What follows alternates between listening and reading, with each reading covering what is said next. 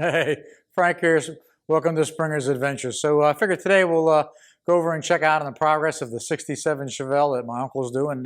It's been coming along pretty good. I know he's got the motor down in there, tranny in there and stuff. So I figured we'll go see what he's up to and how the progress is coming along. I know he's been getting kind of frustrated. A lot of these parts just do not fit.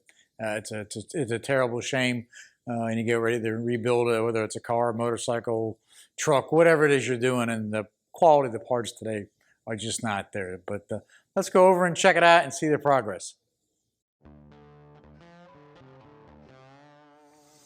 So as you can see, he's wasting no time. He's already got the motor dropped down in there, the front master cylinder on there, the radiator's in there. I mean, it's all hooked up.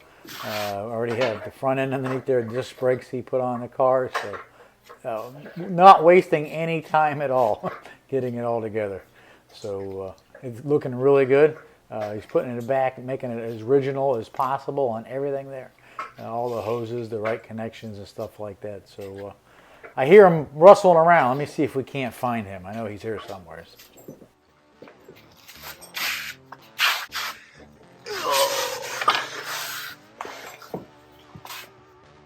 Getting the tailpipe in, I see. Oh, God. These damn hangers don't even match. God damn it. I'm trying to figure this shit out. You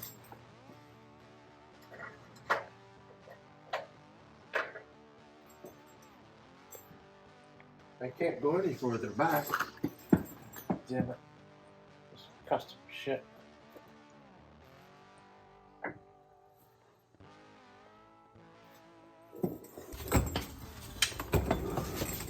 Who sells those pipes all pre-bent like that? That's NPD. Oh. Looks good. All right. This is fine. See how this belt comes up? No. See, that clamp is the opposite side. So this goes that way. Okay, this is on the frame. All right.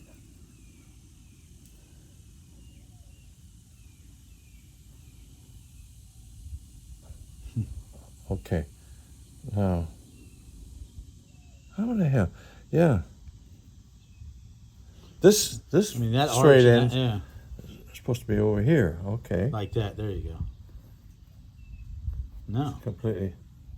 Yeah, I got to go up, and then I bend because of the frame. And this goes over like that, and I bolt in. That's what I did. I bolt in like that.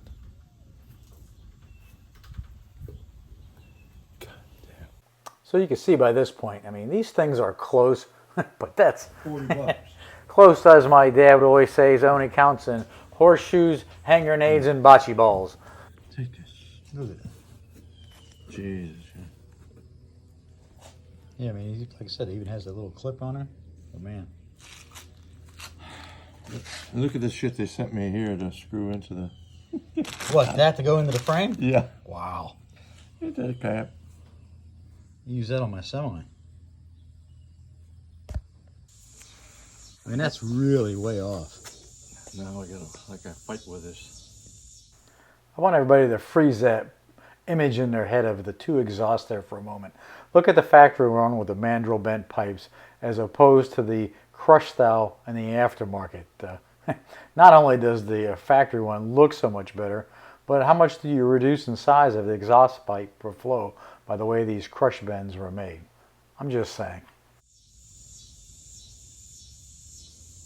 So goddamn simple too. See why I kept this. I'm going to bring it to the muffler shop and tell them now you can duplicate this to put on the tailpipe. Right. But Maybe that's what you ought to do. Maybe you ought to just the hang. exhaust pipe is 2 inches longer. I mean, the muffler. Yeah. What a difference. Yeah, the dash came out nice, Uncle Ray.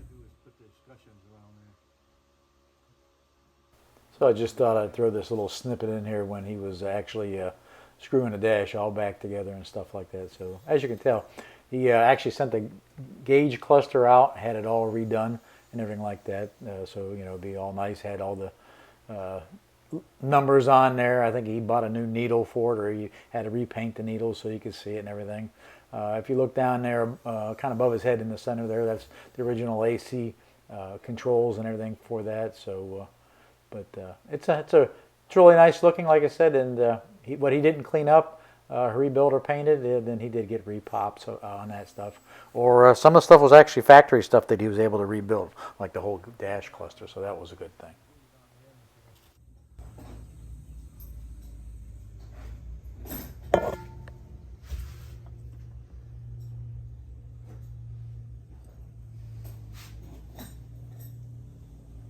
That was the factory steering wheel and everything, wasn't it? Oh yeah, that's factory. I just had it. I cleaned it all up, sanded it, and repainted it. Nice.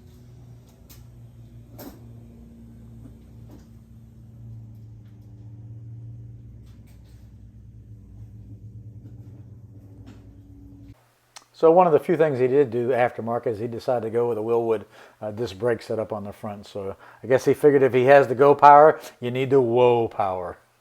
So I'm going to end this video with just a couple more pictures of the little 283 down in its home, down in the engine bay. Looks super great down in there. So I hope you enjoyed this little clip of how the Chevelle is coming together. Have any questions or comments, as usual, drop them down below. And hey, am I and my uncle, are we the only ones that seem to be finding parts don't fit? I know we're not, but drop me a line if you guys are having the same problem out there.